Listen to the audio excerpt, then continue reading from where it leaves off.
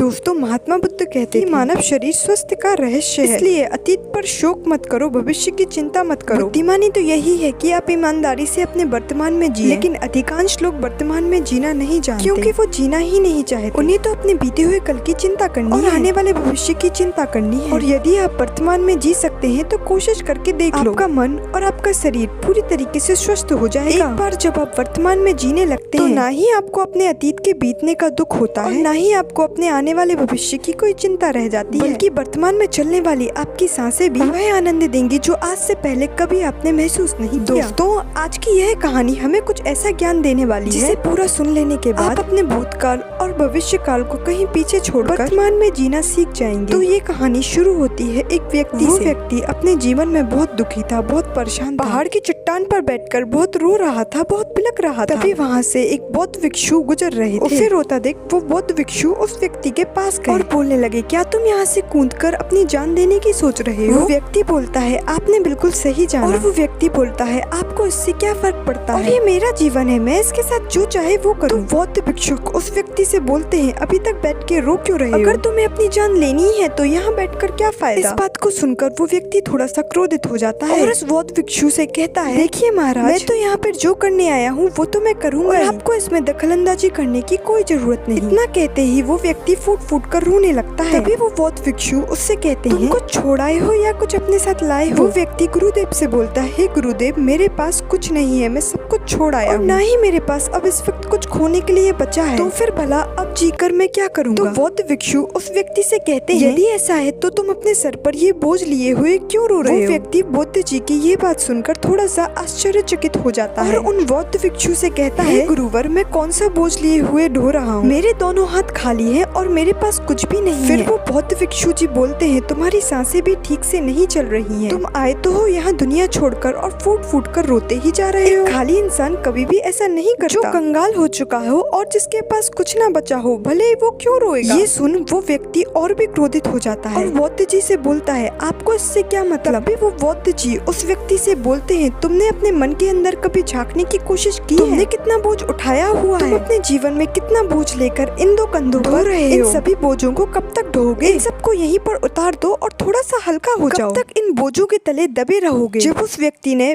बौद्ध जी से ये सारी बातें सुनी, तो इनके पैरों पर गिरकर हाथ जोड़कर बोलने लगा, गुरुदेव, अभी तक मुझे कोई नहीं समझ पाया था। यहाँ से कई लोग आए और गुजर गए, लेकिन किसी ने भी मुझसे ये सब नहीं कहा। आपने तो मेरे मन की बात पढ़ी, यहाँ तक कि मेरे घर वाले भी मुझे नहीं समझ पाए। आपने एक बार में ही मुझे पूरी तरीके से जान लिया है। आगे वो व्यक्ति बौद्ध जी से बोलता है, क्या आप मेरी इस समस्या का समाधान कर सकते हैं? बौद्ध जी बोलते हैं, कहाँ है समस्या? मेरे घर पर है, आप मेरे साथ चलिए। वो बौद्ध भिक्षु उस व्यक्ति से बोलते हैं, समस्या तुम्हारे घर पर नहीं है। वो व्यक्ति कहता है, नहीं नहीं गुरुदेव, समस्या मेरे घर पर ही है, एक बार मेरे साथ चलकर तो देखिए। बौद्ध जी उस व्यक्ति को समझाते हुए कहते हैं, समस्या तुम्हारे घर पर नहीं, तुम्हारे भीतर है। तुमने कभी अपने भीतर झांकने की कोशिश की है? सारी समस्याएं तुम्हारे भीतर हैं। जब तक उन समस्याओं को समाधान नहीं करोगे, तुम्हें हर जगह समस्या ही नजर आएगी। और यदि समस्या तुम्हारे घर पर है तो तुम इस पहाड़ की चोटी पर क्या कर रहे हो? तुम तो कह रहे थे तुमने पीछे सब कुछ छोड़ दिया है, अपना घर, अपने परिवार, अपने सगे संबंधी। और यदि तुमने ये सारी चीजें छोड़ ही दी तो तुम्हारी समस्या भी वहीं पर छूट गई है। फिर तुम भला इतने परेशान क्यों हो? बौद्ध जी के मुँह से ये सारी बातें सुनकर वो व्यक्ति कहता है, गुरुवर, आप सही कहते हैं, मैं आपकी बातों को समझ पा रहा हूँ, कमी तो मेरे अंदर ही है। मैं जब भी कोई काम करने जाता हूँ तो बिगाड़ देता हूँ। मैंने तो आज तक कोई भी काम ढंग का नहीं किया, मेरी तो किस्मत ही खराब है। तो उस व्यक्ति के मुंह से ये सारी बातें सुनकर बौद्ध भिक्षुक मुस्कुराने लगे। अच्छा, तुम्हें लगता है तुम्हारी किस्मत खराब है? तो मुझे ये बताओ, क्या खराबी है तुम्हारी किस्मत में? तभी वो व्यक्ति बौद्ध भिक्षुक जी से बोलता है, गुरुवर, मुझे व्यापार करना था और व्यापार करने के लिए मुझे धन की आवश्यकता थी। तो मैंने अपने परिवार से थोड़ा सा धन लिया, उस धन से मैंने अच्छा सा व्यापार खड़ा करा, लेकिन मेरा व्यापार ज्यादा दिन तक नहीं चल सका। शुरू में मेरे परिवार वालों ने मेरा पूरा साथ दिया और तब तक सब कुछ ठीक भी चल रहा था, लेकिन धीरे धीरे मुझे मेरे व्यापार में नुकसान होने लगा और ये सब देख मेरे परिवार वाले मुझसे नाराज होकर दूर चले गए। मैं तो चाहता था मैं अच्छा व्यापार करूं और अच्छा धन कमाऊं और अपने परिवार को अच्छे से संभाल सकूं, उन्हें वो हर सुख सुविधा दे सकूं जिनकी उन्हें आवश्यकता है। मैं तो सब उन्हीं के लिए कर रहा था, लेकिन वो मुझे समझ नहीं पाए। वो मुझे इसका जिम्मेदार ठहराते हैं, लेकिन मुझे भी लगता है मैंने गलत किया, क्योंकि मेरा भी एक मित्र है, उसने भी व्यापार शुरू किया था, उसका व्यापार देखो कितना अच्छा चल रहा है। वह जब भी घर आता है तो अपने व्यापार की बातें अवश्य बताता है। वह हमेशा ये कहता रहता है कि किस तरह से उसने अपने दम पर व्यापार को खड़ा किया है और उसे चलाने में भी वह सक्षम है। किस तरह से उसने जी तोड़ मेहनत की, वो अपने व्यापार को उन ऊंचाइयों तक ले गया, यहाँ तक कि मेरे परिवार वाले भी मुझसे कहते हैं, देख वो तेरा मित्र है, अपने व्यापार को कहाँ से कहाँ ले गया। तूने तो हमारी जमा की हुई पूंजी भी गवा दी, हमारा नुकसान करवा दिया। और मेरे परिवार वाले मुझसे हमेशा ये कहते रहते हैं कि तेरे बस का कुछ नहीं। मैं ये सब सुन के परेशान हो गया, इसलिए मैंने कर्जे लिए और नया व्यापार खड़ा करा, लेकिन वहाँ पर भी मुझे मुंह की खानी पड़ी और मेरा व्यापार डूब गया। तो हालत यहाँ तक आ चुकी है कि मेरा घर भी गिर भी पड़ा है। आप ही बताइए गुरुवर, मैं क्या करूं? तभी वो बौद्ध भिक्षुक जी उस व्यक्ति से कहते हैं, अच्छा तुम्हें ये पता है तुम्हारा मित्र तुम्हारे पास क्यों आता था? तभी वो व्यक्ति बोलता है, हाँ मुझे अच्छी तरह से पता है, वो मुझे मेरे घर वालों के सामने नीचा दिखाने के लिए आता था, मेरी बुराई करने आता था और ये जताने आता था कि वो मुझसे व्यापार में कई गुना आगे है, श्रेष्ठ है, और वो चाहता था कि मैं उसकी सफलता देखकर दुखी रहूं, रोता रहूं और परेशान रहूं। तभी बौद्ध भिक्षुक जी उस व्यक्ति से कहते हैं, क्या तुम उसकी तरक्की देख के सच में दुखी रहते थे? तो वो व्यक्ति बोलता है, हाँ गुरुवर, इतना अच्छा व्यापार उसने खड़ा किया है और मेरा व्यापार तो चौपट हो गया,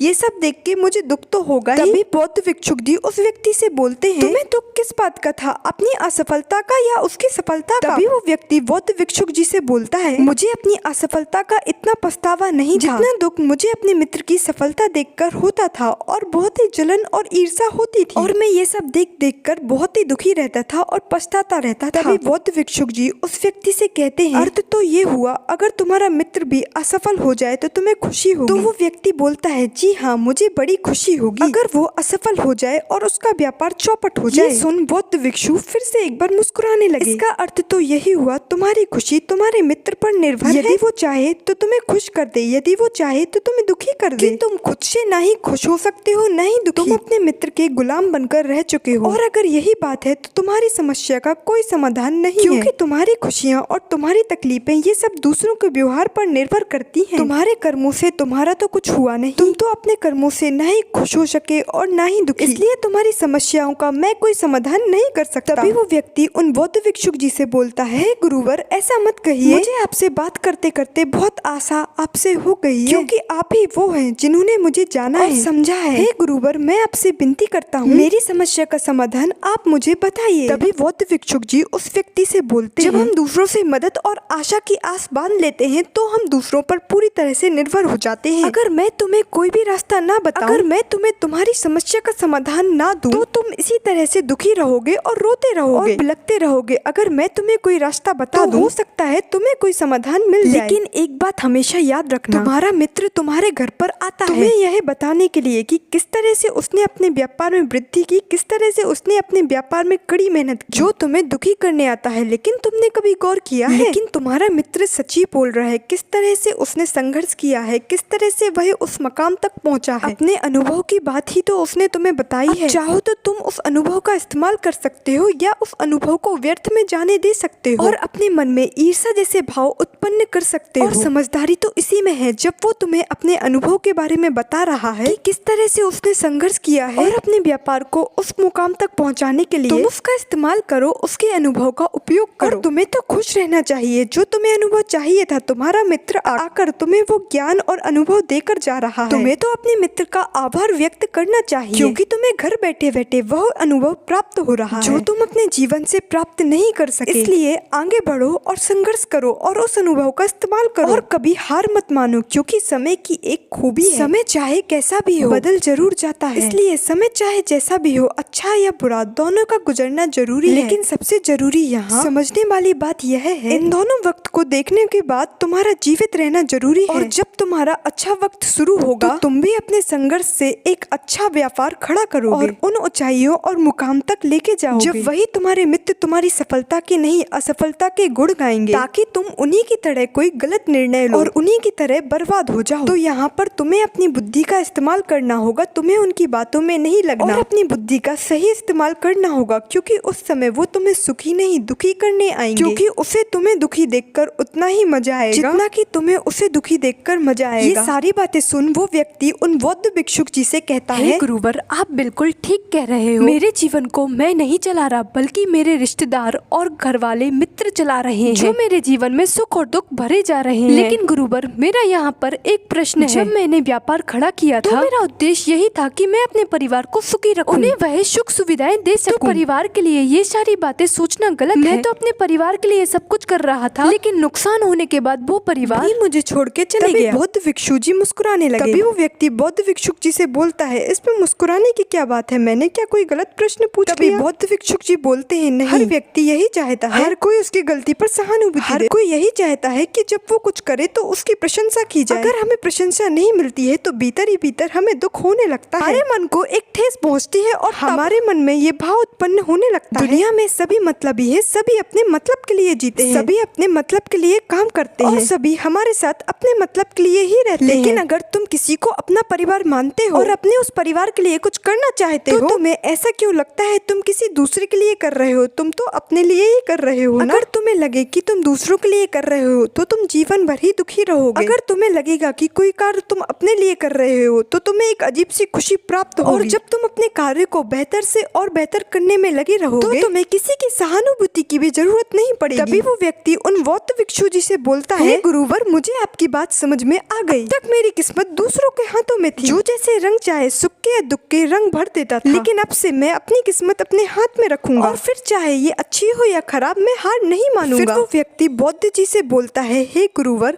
मैं आपकी सारी बात तो समझ गया, लेकिन आप मुझे कुछ दे सकते हैं जो मेरे बुरे वक्त में काम आए? फिर वो बौद्ध भिक्षुक जी उस व्यक्ति को एक छोटा सा बक्सा देते हैं। ये वस्तु मेरे दिल के बहुत करीब है। और बौद्ध भिक्षुक जी उस व्यक्ति से बोलते हैं, और इसे तुम्हें हमेशा अपने पास ही रखना होगा। इस बक्से में एक ऐसा राज है जो तुम्हें बड़े से बड़े दुखों से बाहर निकाल सकता है, बड़ी से बड़ी विपत्ति से छुटकारा दिला सकता है। और इसे तुम जब खोलना जब तुम्हें लगे कि अब कोई राह नहीं बची हो, जब तुम्हारी आखिरी उम्मीद भी ना बची हो और तुम्हें ये लगे कि मैंने जो कहा वो व्यर्थ है और सब कुछ व्यर्थ है और यहाँ रहना भी व्यर्थ है। इतना कहकर बौद्ध भिक्षुक जी उस बक्से को उस व्यक्ति को थमा देते हैं और वहाँ से चले जाते हैं। और वो व्यक्ति उस बक्से को लेकर वापस अपने घर आता है और अपना नया कारोबार शुरू करता है। अब की बार वो कारोबार में हार नहीं मानता है और उसका कारोबार बहुत अच्छा चल पड़ता है। उसका कारोबार चलने के कारण अब उसका परिवार भी उसके साथ आ चुका था। उसके पास जीवन की हर सुख सुविधाएं भी आ गई थी। वो ना तो भूतकाल का रोना रोता था, ना ही भविष्य काल की चिंता करता था। वो तो केवल अपने वर्तमान को और ज्यादा बेटर बनाने की कोशिश में जुट गया था। लेकिन समय हमेशा बदलता रहता है। जिस प्रकार बुरा समय हमेशा नहीं रहता, वैसे ही अच्छा समय भी हमेशा नहीं रहता। उस व्यक्ति के जीवन में एक बार फिर से अच्छा समय समाप्त हो चुका था। वो जिस राज्य में रहता था, उसी राज्य ने उस जगह पर चढ़ाई कर दी थी, पूरा राज्य तबाह कर दिया था और उसका व्यापार भी पूरी तरह से तबाह हो चुका था। वह अपने परिवार के साथ दर दर की ठोकरें खाने लगा। उसे यहाँ से वहाँ भागना पड़ा, यहाँ तक कि उसके पास खाने पीने के लिए भी पैसे नहीं बचे थे। उसके बच्चे भी अब बीमार पड़ चुके थे, उनके इलाज के लिए भी उसके पास पैसे नहीं थे। तब उसे एहसास होने लगा ये सब व्यर्थ है, उसका जीवन जीना भी व्यर्थ है और जो सब बातें उन बौद्ध भिक्षुक जी ने बोली थी वो सब भी व्यर्थ है। आज मेरे पास कुछ नहीं बचा, आज मेरे पास जीने का कोई मकसद भी नहीं बचा। वो व्यक्ति अंदर से पूरी तरह निराश हो चुका था, अंदर से पूरी तरह से टूट चुका था। ये सब सोच ही रहा था, तभी उसकी नजर उस बक्से पर पड़ी जो उसे उन बौद्ध भिक्षुक जी ने दिया था। उस व्यक्ति ने उस बक्से को खोला। उस बक्से में एक पर्ची थी। उस पर्ची में लिखा था, आपकी नई जिंदगी की शुरुआत कहीं से भी हो सकती है। आपके पास सोने का सिक्का भले ही ना हो,